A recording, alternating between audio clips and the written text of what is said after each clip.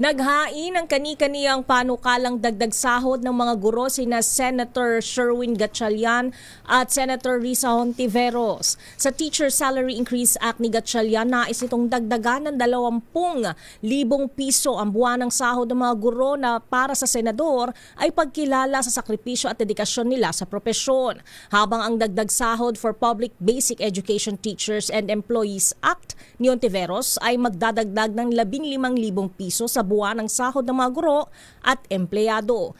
Ibibigay ito in tranches sa loob ng 3 taon matapos itong maging batas. 6,000 piso sa unang taon, 5,000 piso sa ikalawang taon at 4,000 piso sa ikatlong taon. Inihain ni Hontiveros ang panukala dahil sa taong-taong natatanggap na reklamo mula sa iba't ibang grupo ng mga guro na mababa ang kanilang sweldo. Nagiging dahilan pa umano ito ng ilan para maghanap ng ibang trabaho sa ibang bansa kahit pa walang kinalaman ito sa pagtuturo. Ang panukalang dagdag sahod sa mga guro ay dagdag pa rin sa ipinatupad ng Salary Standardization Law.